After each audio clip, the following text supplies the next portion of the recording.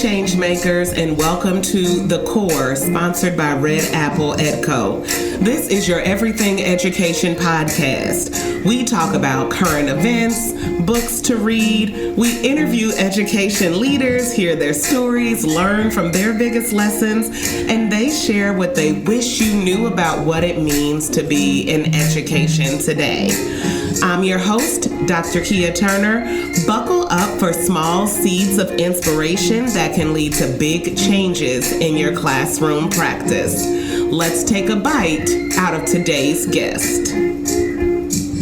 Hi, you guys. It's Dr. Kia here, and I wanted to talk to you about what I learned from Carol Tomlinson today about differentiation. Like I told you before, I'm at ASCD Empower 18 in Boston, Massachusetts. Today was the first full day of the conference, and the sessions have been beyond my expectations. One that particularly stands out to me is Carol Tomlinson's session that she did on differentiation. Let me toss out there and be transparent that I had heard of Carol Tomlinson before, but did not realize the depth and breadth of knowledge that this particular education thinker, author, person has until I was in her session today. She is better than amazing. And if you have any chance to go see her, you should definitely do that.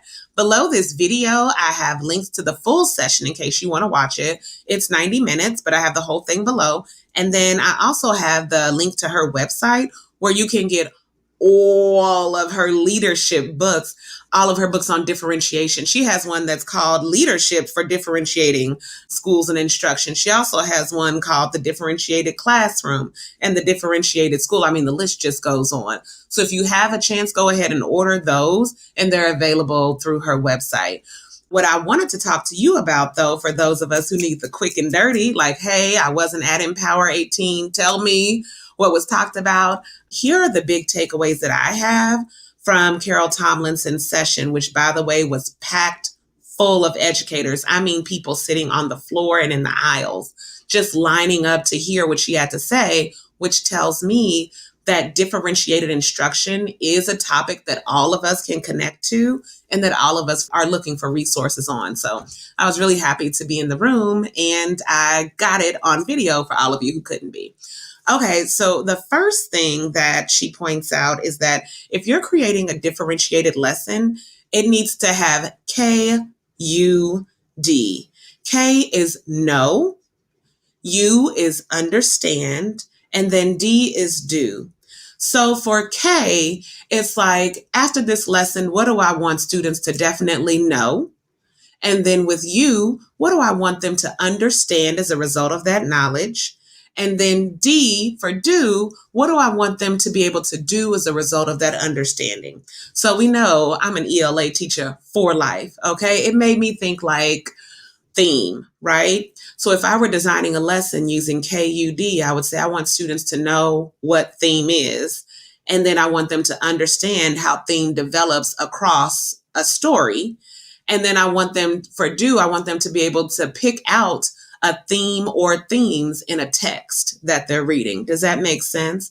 And so if you're creating a differentiated lesson, thing one, make sure you have the know, the understand, and the do very clear for yourself and for students so that you're able to track where you're going.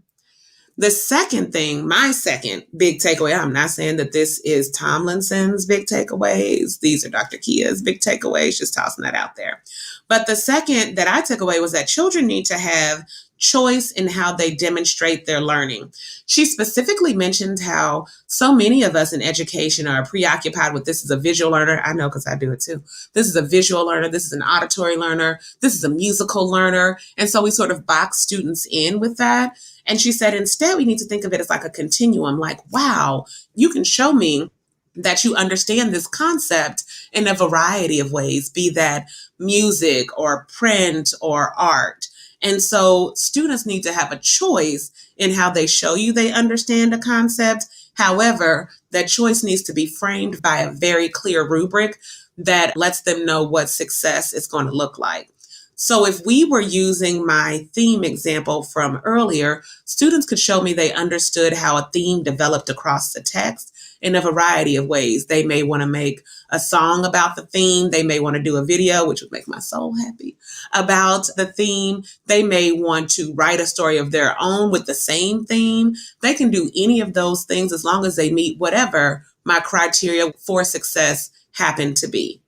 Third, a lot of what Tomlinson talked about revolved around teachers taking the data that they're gathering from students when we're doing kind of these checks for understanding and these formatives, like the data that we gather, take it and then push your students at both ends.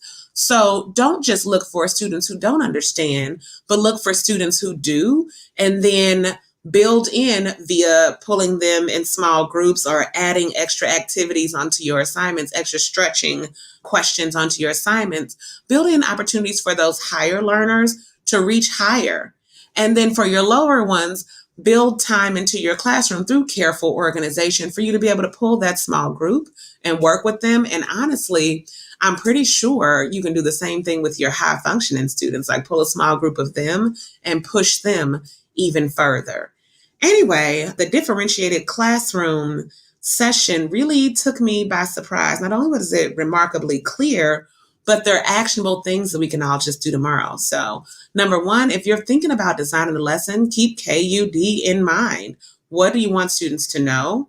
What do they need to walk away understanding? And what should they be able to do as a result of that understanding? And then second, you need to give your students a rubric for success and then allow them to create their own way to show you what they know. And then three, make sure that you're doing data-based grouping or activity extensions where needed to help the students who are lower and to push the students who are higher. So, okay, thank you all very much for listening. Remember, you can watch the session below. DM me on Twitter like you always do if you have any questions. Talk to you later. Bye. That's all we have for today. Thank you for listening to The Core. Wherever you are listening to us, be sure to like our show, subscribe, and share the episode that's meant the most to you. We appreciate every single one of our subscribers, as do our sponsors. We look forward to seeing you next week. You can also check us out on YouTube at Red Apple Edco if you'd like to see more video of these conversations. We have them posted there.